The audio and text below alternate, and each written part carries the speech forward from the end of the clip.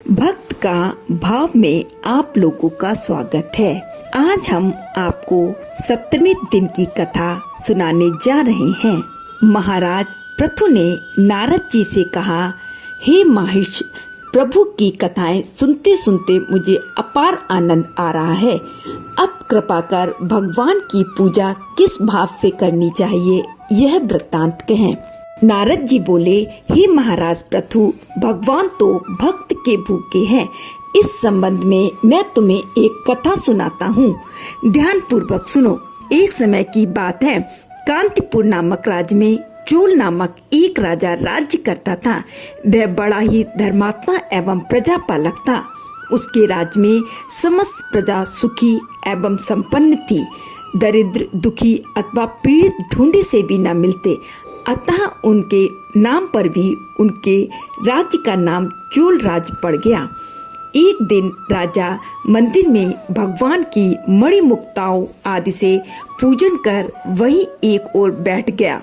वह गर्वपूर्ण नजरों से देखता और सोचता कि मैंने मणिमुक्ताओं से भगवान की पूजा की है। ऐसी पूजा भला कौन कर सकता है। मेरे राज्य में मुझसे भगवान अवश्य ही प्रसन्न होंगे। इस प्रकार वह भगवान की प्रतिमा को निहार निहार कर प्रसन्न हो रहा था। तभी वहाँ विष्णु शर्मा नामक एक ब्राह्मण आया, जिसने जल और तुलसी दल से भगवान की पूजा की। हे राजन, उसके तुलसी दलों से राजा की पूजा के मणिमुक्ता आदि ढक गए। यह देखकर राजा चोल क्रोधित हो उठा और बोला, हे विष्णु शर्मा, तुम्हें पूजा की बिल्कुल समझ नहीं है। मणिमुक्ताओं से मेरे द्वारा की गई पूजा की सारी शोभा को तूने इस तुलसी दल से ढक दिया। विष्णु शर्मा समझ गया कि राजा के मन में अभिमान आ गया है। अतः वह बोला, राजन, अभिमान के वशीभूत होकर तुम्हें पूजा का कुछ भी ज्ञान नहीं है। अरे दरिद्र ब्राह्मण, तुम भला भगवान की पूजा के विषय में क्या जानो। अहंकार से भरकर राजा बोला, क्या तुमने कभी कोई मंदिर बनवाया, कभी भगवान की प्रसन्नता के लिए कोई यज्ञ किया। मैं यहाँ सभी उपस्थित जनों के समक्ष कहता हूँ कि भगवान की यह रूखी सूखी पूजा करके तुम पहले स्वर्ग जाते हो या मैं। इतना कहकर राजा ने गुंगल ऋषि को बुलाकर एक बड़ा विशाल यज्ञ आरंभ कर दिया और साथ ही ब्राह्मणों को धन दान एवं गौ वस्त्रादि दान करने लगा। उधर विष्णु शर्मा अपने स्वभाव अनुसार नित्य की भांति भगवान का पूजन बंदन करता रहा।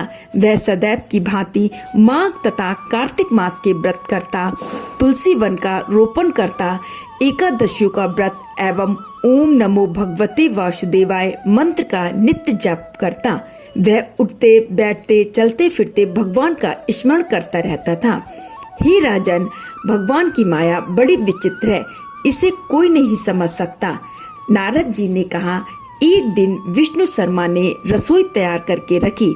जब भूख लगाने का समय हुआ तो उसने देखा कि भोजन तो कोई उठा ले गया है। अब यदि वह दोबारा रसोई बनाए तो सत्संग का समय निकल जाए और उसका व्रत भंग हो। व्रत भंग होने के भय से उसने पुनः रसोई नहीं बनाई और रात भजन पूजन करता वह भूखा ही सो गया। दूसरे दिन फिर उसने रसोई बनाई, उस दिन भी वही हुआ। इस प्रकार 7 दिन तक यही होता रहा। वह रसोई बनाए और भोजन कोई उठा ले जावे। सत्संग के समय को वह रसोई बनाने में न लगावे। 7 दिन बीते बीते वह भूख से विकल होकर बड़ा ही दुर्बल हो गया, किंतु उसने नियम भंग न किया। 8वें दिन उसने मन में सोचा, आज मैं देखूंगा कि नित्य ही मेरा भोजन कौन उठा ले जाता है। 8वें दिन उसने भोजन तैयार किया और एक स्थान पर छिपकर बैठ गया। थोड़ी देर में उसने एक दीनहीन, दुर्बल और अस्थि पिंजर जैसे एक चंडाल को आते देखा। वह आया और भोजन उठाकर चलने लगा। उसकी दशा देखकर विष्णु शर्मा का हृदय द्रवित हो उठा। उसने उस चंडाल से कहा, अरे भाई, ये रूखा सूखा भोजन मत ले जाओ, मेरे पास थोड़ा घी है, वह भी ले लो। ब्राह्मण की बात सुनकर चंडाल भयभीत होकर भाग खड़ा हुआ, मगर शीघ्र ही ठोकर खाकर गिर पड़ा। तब वह विष्णु शर्मा भी उसके समीप पहुंच गया और अपने गमछे से उस पर हवा करने लगा। थोड़ी देर बाद उसने देखा कि चांडाल की जगह शंख, चक्र, गदा, पद्म एवं मालाधारी भगवान विष्णु स्वयं वहां लेटे हुए हैं। उसी क्षण विष्णु शर्मा ने उनके चरणों में गिरकर नमस्कार किया। तभी रुद्रादि देवता भी वहां उपस्थित हो गए और वेद मंत्रों से उनका पूजन किया। तब भगवान विष्णु ने बड़े ही स्नेह से विष्णु शर्मा का आलिंगन किया और अपने दिव्य रथ पर बैठाकर अपने साथ बैकुंठ को ले गए। चोल राजा भी यह दृश्य देख रहा था। जब उसने देखा कि भगवान की विष्णु शर्मा पर ऐसी अनुकंपा हुई है तो वह बड़ा ही दुखी हुआ। यह बात उसके हृदय को कचोटने लगी कि उसका दान पुण्य सब व्यर्थ गया।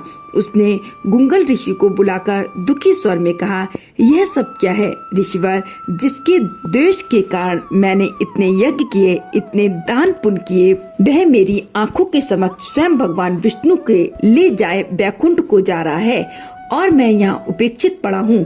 क्या मेरे यज्ञ एवं दान पुण्य सब व्यर्थ गए?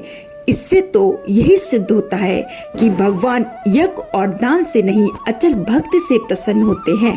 भगवान कर्म कांडों को दिखावा करने से नहीं भक्ति से प्रसन्न होते हैं। चोल राजा ने आजीवन ब्रह्मचर्य व्रत धारण किया था, अतः उनकी कोई संतान नहीं थी। इसलिए अपना सारा राजपाट अपने भांजे को सौंपकर यह कहते हुए कि हे प्रभु मुझे अचल भक्ति दो, वे अग्नि कुंड में कूद गए। यह देखकर गुंगल ऋषि ने भी क्रोध के मारे अपनी शिखा उखाड़ फेंकी। तब भक्त वत्सल भगवान श्री विष्णु ने राजा के अग्नि कुंड में गिरते ही उसे अपने आलिंगन में ले लिया और अपने लोक को ले गए। बैकुंठ में उन्होंने विष्णु शर्मा को सील और राजा चोल को सुशील नाम देकर अपना द्वारपाल नियुक्त कर दिया। इस प्रकार वे दोनों श्री भगवान के साथ रहने लगे। हे महाराज प्रतु, आज भी चोल देश में राजा का उत्तराधिकारी उसका भांजा होता है और उस घटना के बाद गुंगल गोत्रीय ब्राह्मण शिखा भी नहीं रखते। सूत जी बोले, हे ऋषियों, भगवान तो भावना और प्रेम के भूखे हैं, उन्हें तो प्रेम से रिझाना चाहिए। आज की कथा यही समाप्त होती है। राधे राधे।